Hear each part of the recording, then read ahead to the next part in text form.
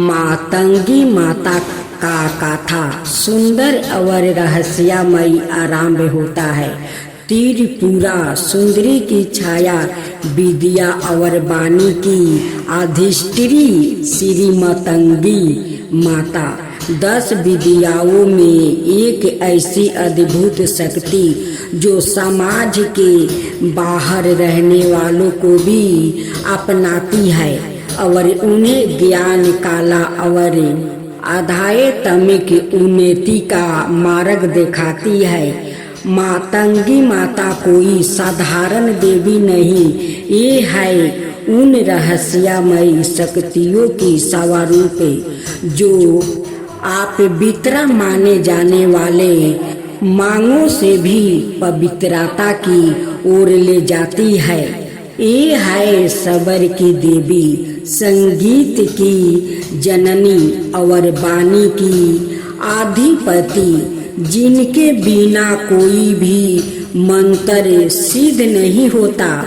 आज की इस कथा में हम जानेंगे कि कैसे मातंगी माता ने ब्रह्मांड को अपनी विद्या से आलोकित किया और क्यों साधक उनकी उपासना से अद्भुत सिद्धियां प्राप्ति करते हैं। चलिए आरंभ करते हैं। मातंगी माता की रहस्यमयी और प्रेरणादायक कथा आप सुनेंगे। मातंगी माता की व्रत कथा। पुराणों में इनके संबंध में विभिन्न कहानियां मिलती है। दरअसल यह सभी देवियों की कहानी पुराणों में अलग अलग मिलती है। इनमें से कुछ तो पार्वती का रूप या अवतार नहीं भी है। 10 विद्याओं में से 9वीं विद्या देवी मातंगी ही है। मातंगी देवी को प्रकृति की स्वामिनी देवी बताया गया है। माता मातंगी के कुछ प्रसिद्धियां नाम है सुमुखी, लघु श्यामा या साममाला, राज मातंगी, कारण मातंगी, चंडी मातंगी, वस मातंगी, मातेश्वरी आदि। गुप्त नवरात्रि में 9वीं तिथि को देवी मातंगी की पूजा और साधन होती है। मातंग शिव का नाम है। इनकी शक्ति मातंगी है। देवी मातंगी गहरे नीले रंग की है। देवी मातंगी मस्तक पर अर्धचंद्र है धारण करती है और माँ के 3 ओज पूर्ण नेत्रा है। माता रत्नों से जड़े सिंहासन पर आसीन है। देवी मातंगी के एक हाथ में गुंजा के बीजों की माला है तो दाएं हाथों में बीना और कपाल है और बाएं हाथों में खरंग है। देवी मातंगी अभय मुद्रा में है। देवी मातंगी के संग तोता भी है जो वाणी और वचन का प्रतीक माना जाता है। 4 भुजाओं में इन्होंने कपाल जिसके ऊपर तोता बैठा है, बिना खरंग वेद धारण किए है। माँ मातंगी तांत्रिकों की सरस्वती है। मान्यता अनुसार कहते हैं कि चंडाल महिलाओं ने देवी पार्वती की पूजा आराधना करने उन्हें अपना ही जूठन खियाया हुआ भोग लगा दिया तो देवगण और शिवगण नाराज हो गया। परंतु देवी पार्वती ने उन चंडालियों की भक्त को देखते हुए माता ने मातंगी रूप धारण करके उनके भोग को स्वीकार करके ग्रहण कर लिया। तभी से माता मातंगी कहलाई जाने लगी। मातंगी देवी इंद्रजाल और जादू के प्रभाव को नष्ट करती है। देवी को वचन तंत्र और कला की देवी भी माना गया है। माँ को जूठन का भोग अर्पित किया जाता है। शिव की यह शक्ति असुरों को मोहित करने वाली और साधकों को अभीष्ट फल देने वाली है। गृहस्थ जीवन को श्रेष्ठ बनाने के लिए लोग इनकी पूजा करते हैं। अक्षय तृतीया अर्थात वैशाख शुक्ला की तृतीया को इनकी जयंती आती है। पलाश और मल्लिका पुष्पों से युक्त बेल पत्रों की पूजा करने से व्यक्ति के अंदर आकर्षण और अष्टमभन शक्ति का विकास होता है। ऐसे व्यक्ति जो मतंगी महाविद्या की सीधी प्राप्ति करेगा, वो अपने कीड़ा कैलेश से यह काला संगीत से दुनिया को अपने बस में कर लेता है। वशीकरण में भी यह महाविद्या कारगर होती है। मतंगी माता का मंत्र स्फटिक की माला से 12 माला कहते हैं कि देवी मतंगी हनुमान जी और शराबी के गुरु मतंग ऋषि की पुत्री थी। मतंग ऋषि के यहाँ माता दुर्गा के आशीर्वाद से जिस कन्या का जन्म हुआ था वो मतंगी देवी थी। यह देवी भारत के आदिवासियों की देवी है। 10 विद्याओं में से एक तारा और मतंग देवी की आराधना बौद्ध धर्म में भी की जाती है। बौद्ध धर्म में मतंगी को मातागिरी कहते हैं। भारत के गुजरात, महाराष्ट्र, कर्नाटक, केरला आदि राज्यों में मतंग समाज के लोग आज भी विद्यमान है। मानता है अनुसार मतंग समाज मेघवाला समाज और किरात समाज के लोग के पूर्वजों मतंग ऋषि ही थे। उल्लेखनीय है कि कर्नाटक में पंपा सरोवर के पास मतंग ऋषि का आश्रम है, जहाँ हनुमान जी का जन्म हुआ था।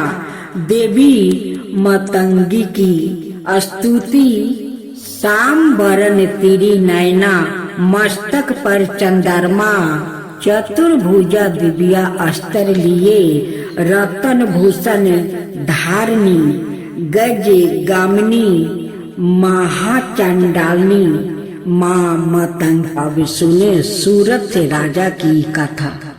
बहुत पहले की बात है। सूरत नाम के एक राजा थे जो प्रजा का अपने पुत्र की तरह पालन करते थे। एक समय सूरत राजा की दुश्मनी कोला विध्वंसी नाम के क्षत्रियों से हो गई।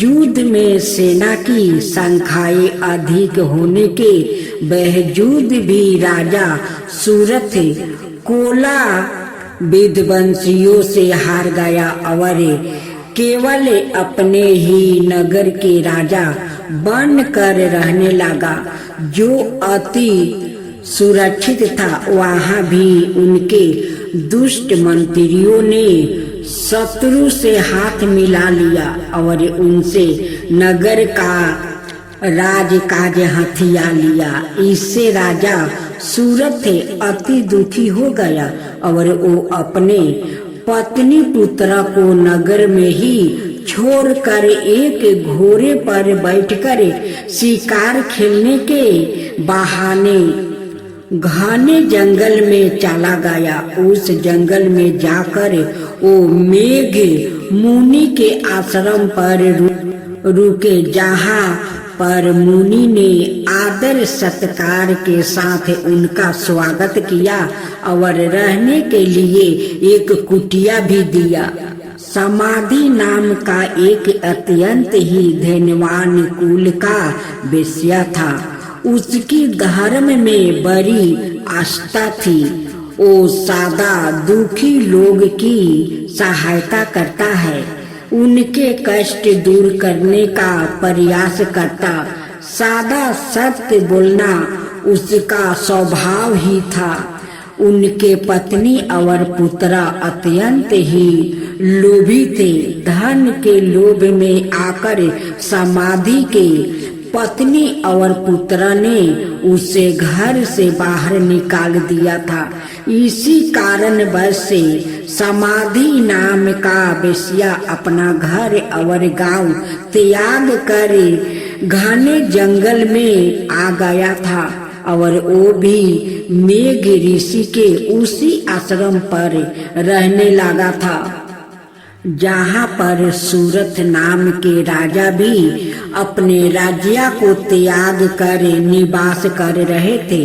ऋषि वर के आश्रम पर रहते हुए समाधि नाम के वेश्या सादा इस चिंता में लगे रहते थे कि उनकी पत्नी और पुत्र किस हालत में होंगे और उन्हें किसी तरह की समस्या तो नहीं होगी, वो लोग कष्ट तो नहीं भोग रहा होगा। मेघ ऋषि के आश्रम पर रहते हुए राजा सूरत एक दिन पेड़ के नीचे बैठे थे। वो बहुत ही चिंतित थे। उनके मन में सदा यही चिंता लगी थी कि मेरा राज्य कैसे होगा, पता नहीं। बहुत मेहनत से कमाया हुआ मेरा धन है, अब वहाँ के राजा कैसे खर्च कर रहे होंगे। हो सकता है वो लोग बेकार के कामों में मेरा धन बर्बाद कर रहे होंगे। जो धन मैं दान धर्म में लगाता था, अब शायद वो धूर्त मलेच्छ शराब पीने में और जुए खेलने में लगाते होंगे, क्योंकि उन धूर्त मलेच्छ की धर्म में कोई स्थान नहीं होती। वो लोग जो कभी मेरे पीछे पीछे चला करता था, शायद आज उन मैं राजाओं और मंत्रियों के पीछे पीछे चलते होंगे। तभी वहाँ समाधि नाम का वो वेश्या आ गया और राजा ने उससे उसका परिचय और इस आश्रम पर आकर रहने का कारण पूछा। उस वेश्या ने कहा, राजन, मेरा नाम समाधि है। मुझे मेरे पत्नी और पुत्र ने धन के लालच में आकर घर से बाहर निकाल दिया है। फिर भी मेरा मन उन्हीं की चिंता में लगा है।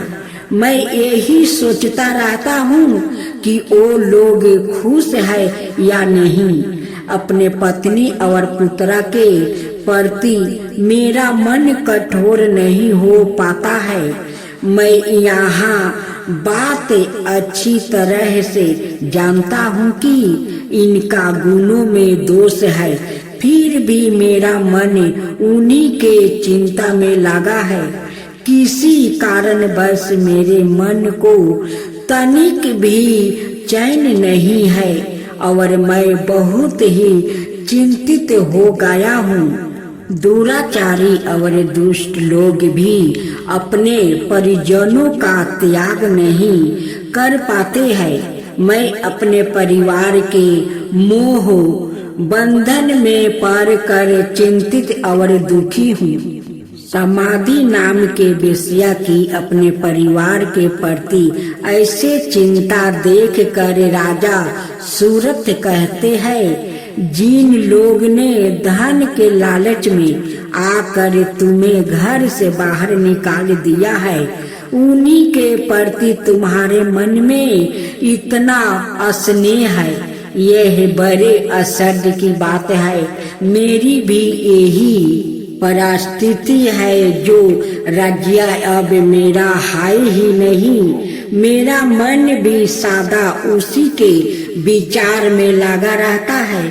मैं सदा इसी विचार में डूबा रहता हूँ कि मेरा अति परिश्रम से कमाया हुआ धन वो नए राजा किसी प्रकार से खर्च कर रहे होंगे और जो लोग मेरे पीछे पीछे घूमा करता था आज उन राजाओं के पीछे पीछे रहे होंगे।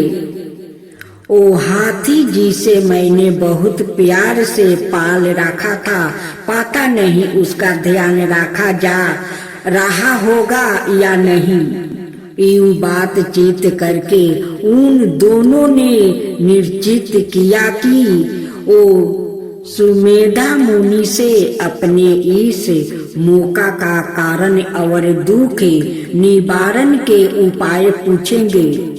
अगले दिन राजा सूरत और समाधि नाम का वेश्या मेध ऋषि के पास जाकर अपने मोह और दुख का कारण पूछते हैं।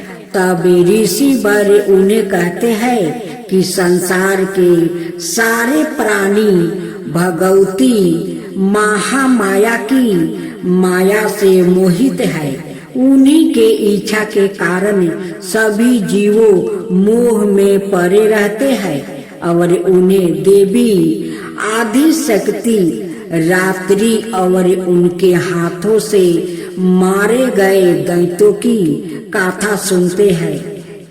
मेधा ऋषि राजा और वेश्या को देवी के प्रसंग में मधु कटवा का वध, महिषासुर का वध, धर्मलोचन का वध, चंड मुंड का वध और शुभ नशुभ के वध की कथा सुनते हैं। देवी की यह सारी कथाएं सुनकर राजा और वेश्या के मन में देवी के प्रति भक्ति जागृत होती है और वो दोनों मेधा ऋषि से देवी की पूजा विधि और नवारण मंत्र जानकर उनकी ज्ञान लेकर जंगल में जाकर भगवती की आराधना आरंभ करते हैं।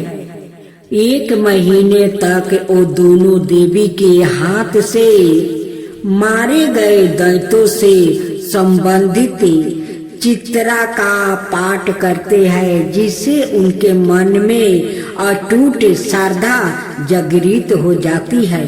अब उन दोनों का देवी की उपासना के अतिरिक्त दूसरा कोई कार्य नहीं था। 1 बरस तक वो देवी के मंत्र का जप करते हैं और केवल फल खाकर ही रहते हैं। दूसरे बरस में वो केवल सूखे पत्ते खाकर देवी की पूजा और मंत्र जप करते हैं। तब उन दोनों को देवी सपने में दर्शन देती है। अब वो देवी की साक्षात दर्शन पाने की इच्छा से तीसरे बरस में वो केवल हवा से ही जीवित रहकर देवी की उपासना करते हैं। इस तरह 3 बरस तक राजा और वेश्या दोनों ही भगवती महामाया की श्रद्धा पूर्वक उपासना करते हैं जिससे प्रसन्न होकर देवी उन दोनों के सामने प्रकट होती है और राजा के इच्छा अनुसार उन्हें अपना राज्य वापस मिलने वर देती है और कहती है राजन 10,000 बरस तक राज्य करके तुम्हारा शरीर शांत हो जाएगा। उसके बाद तुम सूर्य के पुत्र बनकर सवरीन नाम के मनु बनेंगे। समाधि नाम के वेश्या को उसकी इच्छा के अनुसार मुक्ति प्रदान करने वाली ज्ञान देती है। देवी राजा और वेश्या को यूं वरदान देकर वही अंतर्ध्यान हो गई। जब राजा देवी से वर पाकर मुनि से आज्ञा लेकर अपने नगर जा ही रहे थे कि उनके वो मंत्री जो पहले शत्रु से हाथ मिला चुके थे आकर राजा के पैरों में गिर जाते हैं। वो कहते हैं, महाराज आपके वो शत्रु युद्ध में मारे गए, उनका विनाश हो गया, आप हमें क्षमा कर दीजिए। इस तरह है राजा को देवी की कृपा से अपना राज्य मिल जाता है और मंत्रियों से उसका पहले जैसा ही संबंध हो जाता है। बेसिया भी अब घर परिवार त्याग कर तीर्थों की यात्रा करता हुआ जीवन व्यतीत करता है। उन तीर्थों में वो बेसिया सादा लोगों को देवी की गाथा सुनाते रहते हैं।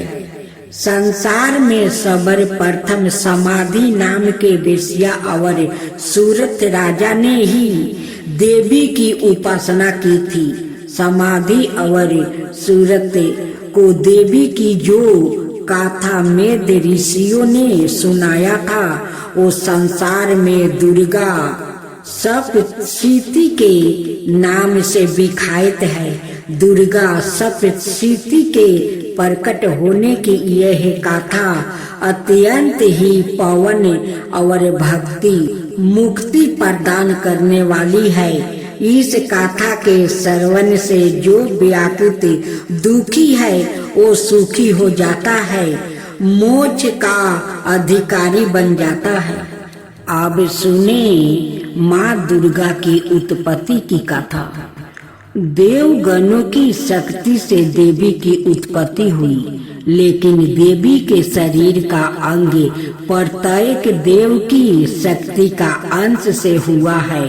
जैसे भगवान शिव के तेज से माता का मुख बना, श्री हरि विष्णु के तेज से भुजाएं बना, ब्रह्मा जी के तेज से माता के दोनों चरण बने, वही यमराज के तेज से मस्तक और केश, चंद्रमा के तेज से स्तन, इंद्र के तेज से कमर, वरुण के तेज से जांघे, पृथ्वी के तेज से नितंब, सूर्य के तेज से दोनों पैरों की अंगुलियां, प्रजापति के तेज से सारे दांत, अग्नि के तेज से दोनों नेत्रा, संध्या के तेज से भौरे, बाहु के तेज से कान और अन्य देवताओं के तेज से देवी का विभिन्न अंग बने।